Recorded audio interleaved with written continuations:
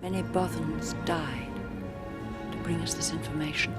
Les rumeurs sont puissantes en lui. Salut tout le monde, c'est Xavier, bienvenue sur Watch Mojo français. Aujourd'hui on se retrouve pour le top 10 des rumeurs autour de l'épisode 9 de Star Wars, l'ascension de Skywalker. Film reel labeled alternate ending, Luke's father is Chewbacca.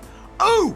Oh! Pour cette liste, on met nos chapeaux d'aluminium sur la tête et on passe en revue certains des ragots les plus captivants, excitants ou intéressants derrière les décisions créatives de Star Wars épisode 9, l'ascension de Skywalker. Cette liste découle des allégations mises en avant par l'admin de l'un des Reddit les plus importants sur Star Wars. Elle est donc à prendre avec des pincettes puisque rien n'a été confirmé. What a piece of junk! Ça va sans dire, mais une alerte spoiler est de mise. I'm sorry, I know! Numéro 10, deux films. Les 30 premières minutes de l'ascension de Skywalker récapitulent un film qu'on n'a jamais vu. D'accord, Star Wars est connu pour ses intros qui servent à expliquer la situation initiale, mais on n'en avait jamais vu d'aussi longue et détachée du film précédent. Comme pour beaucoup de troisième opus, l'épisode 9 paraît bâclé et ne laisse pas beaucoup d'espace pour le contexte ou les moments plus calmes. I have been every voice you have ever heard inside your head. Il pourrait alors sembler logique que J.J. Abrams ait dit vouloir transformer la trilogie en quadrilogie afin de rendre justice aux personnages et à l'histoire. Par exemple, vous ne pensez pas que l'histoire de Palpatine et celle de la lignée de Rey pourraient bénéficier d'un peu plus de temps pour être peaufinées ? The dark side of the Force is a pathway to many abilities some consider to be unnatural. Numéro 9, pas de crédit pour JJ. Pouvoir chapeauter un film Star Wars est, pour de nombreux réalisateurs en herbe, le fantasme ultime. Mais comme beaucoup de réalisateurs et réalisatrices vous le diront, recréer votre vision à Hollywood est souvent un processus frustrant et impitoyable. J.J. Abrams est l'un des réalisateurs les plus importants et adulés du cinéma d'aujourd'hui. Si les rumeurs sont vraies, il aurait apparemment perdu le contrôle créatif du film au point de vouloir carrément retirer son nom de la version finale. J'expliquerai en détail pourquoi il a voulu retirer son nom du projet dans cette vidéo, mais pour l'instant, sachez juste qu'apparemment, la maison de Mickey Mouse se serait tellement impliquée que la situation aurait déraillé à plusieurs reprises. How dare you call me that? Numéro 8, un baiser entre Finn et Poe. I've fallen deeply, deeply in love with this man. La troisième trilogie de Star Wars montre beaucoup de tensions romantiques et peu d'amour concret. Le réveil de la Force instille l'idée que Finn a un petit quelque chose pour Rey. Mais après les événements des épisodes 7 et 8, il est clair que Finn et Poe ont tissé un lien tout aussi fort. Oh, Dameron, you're alive. Buddy, so are you. Certains spectateurs ont trouvé qu'il existait une tension romantique et sexuelle entre l'ex-Stormtrooper et le pilote de la Résistance.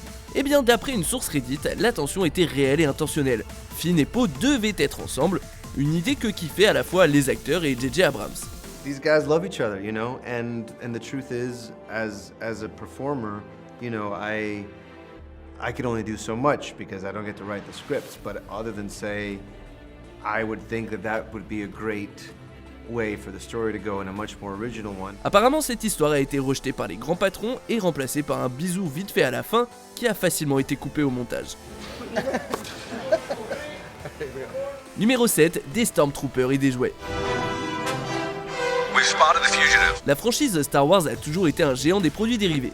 Depuis le tout premier film, tout ce qui concerne la galaxie très très lointaine de George Lucas s'est vendu comme des petits pains. Pas besoin de rappeler la folie des jouets du premier Noël après la sortie d'un Nouvel Espoir. Bref, même si la réplique est sympa et offre un brin de comédie à une scène de course-poursuite palpitante, le concept des Stormtroopers qui fendent l'air est déjà apparu dans Star Wars. Alors pourquoi en faire tout un foin ? La réponse, pour vendre des jouets. Ce n'était apparemment pas sur la liste des priorités de J.J. Abrams, et il aurait même soi-disant grogné très fort lors de l'avant-première.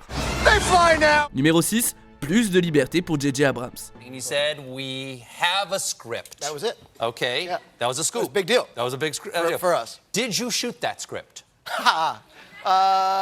We sort of, yeah, we did. Okay. But, you know, as you go along, you get a better idea. And you think, oh, well, let's adjust this, let's adjust that. But we did shoot the script. Quand on a demandé à J.J. Abrams de revenir tourner le troisième opus de cette trilogie Star Wars, c'était soi-disant pour qu'il puisse avoir le contrôle total, plus que lorsqu'il réalisait le réveil de la Force. Le studio voulait apparemment jouer la sécurité avec le premier film, et ça s'est vu. That droid has a map that leads straight to Luke Skywalker. Oh, you gotta be kidding me. Quand les fans ont exprimé leur désaccord quant aux décisions créatives de Rian Johnson dans les derniers Jedi, cela dit, Disney aurait apparemment préféré créer le film suivant via une espèce de comité. En gros, on a soi-disant promis à Abrams qu'il aurait plus de liberté, et il a accepté avant de se retrouver face à des obligations de plus en plus strictes de la part des studios. It just there were so many issues and things and Did you ever characters. think, I can't do this? I think every day there was a moment of oh God, you know. Numéro 5, les esprits d'Anakin, Mace Windu et Obi-Wan. I sense a great deal of confusion in you, young Skywalker. There is much fear that clouds your judgment. Pourquoi priver les fans de ce moment épique? Ce n'est pas comme si l'ascension de Skywalker refusait le fanservice. Dans le troisième acte, quand Rey affronte Palpatine, elle entend la voix des Jedi qui sont venus avant elle. Et bien d'après une source, ce moment devait apparemment impliquer de nombreux fantômes de la Force qui apparaissent derrière elle pour la protéger des Sith. D'après la source, non seulement ce moment était dans le scénario, mais en plus, Abrams l'a tourné avec Samuel L. Jackson, Ewan McGregor et Hayden Christensen, en costume et tout le tralala. Mais pour l'instant, aucun acteur n'a parlé de cette scène, alors bon, qui sait ce qui s'est passé? So the prophecy says. Numéro 4, une mort plus claire et significative pour Leia. I know my son's gone. No one's ever really gone. Comme je l'ai dit, de nombreuses critiques pointent du doigt le rythme précipité de l'ascension de Skywalker. Évidemment, Abrams n'avait que des images limitées de Carrie Fisher, puisqu'elle est décédée en 2016, mais tout de même, les fans purs et durs ont été déçus de ce qu'ils ont eu. Apparemment, ils voulaient expliquer ce que faisait Leia lorsqu'elle est morte. Le général Organa projetait soi-disant Han par la Force avec à la fois ses souvenirs et ceux de Ben, et comme Luke dans l'épisode 8, utiliser la Force de cette façon à consommer toute son énergie vitale. Ça aurait sans doute rendu son geste plus profond et plus facile à suivre, et aurait donné une meilleure explication sur l'apparition de Han, qui n'est pourtant pas un Jedi. That's not how the Force works. Oh, really? You're cold? Numéro 3, Finn serait vraiment sensible à la Force. WatchMojo a réalisé toute une liste de questions auxquelles l'ascension de Skywalker ne répond pas. On peut donc dire que les fans de Star Wars ont trouvé plus d'une incohérence et autres décisions créatives douteuses dans le film. Cependant, l'une des plus flagrantes et frustrantes, c'est l'abandon du secret de Finn. Quand nos héros intrépides semblent condamner un destin similaire à celui que Poe a évité de peu dans le réveil de la Force, Finn tente frénétiquement de faire passer un message à Rey. Puis ils survivent et ils n'essayent plus jamais. Vu les diverses allusions et les indices laissés par le film, Abrams voulait apparemment révéler que Finn est sensible à la Force. D'après une source, dans une première version, il parvient à bouger quelque chose par la Force à sa plus grande surprise.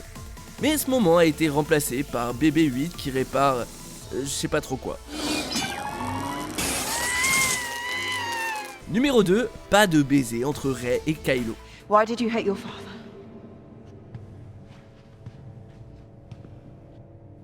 Do you have something, a cowl or something you could put on? Même longtemps avant la sortie du film, Daisy Ridley disait qu'elle ne voulait pas d'un couple Rey-Kylo. Maintenant qu'on les a vus s'embrasser à l'écran, beaucoup de gens semblent être d'accord avec elle. D'ailleurs, le réalisateur J.J. Abrams lui-même était opposé à une histoire d'amour entre eux. D'après une source sur Reddit, Ben devait mourir et lui et Rey devaient partager un moment émouvant.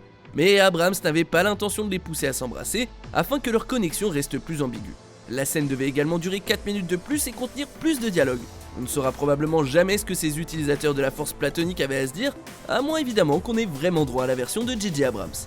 You need a teacher! I could show you the ways of the Force! On arrive presque à la fin. Nous publions de nouvelles vidéos chaque jour, alors abonnez-vous et activez la petite cloche et les notifications sur téléphone pour ne rien rater. Numéro 1, presque tout en fait. Have you seen something?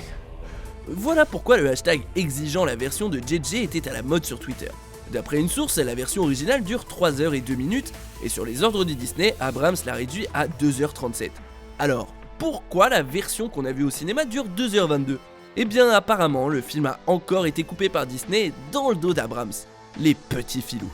Bien sûr, c'est loin d'être la première fois qu'un studio insiste pour avoir le dernier mot, et c'est d'ailleurs pour ça que le Director's Cut existe. Mais la version cinématographique est souvent le produit de pas mal d'échanges entre le studio et l'artiste, et le pire c'est qu'Abrams n'était apparemment même pas au courant que ce qu'il avait soumis avait été modifié, et s'en est rendu compte à l'avant-première.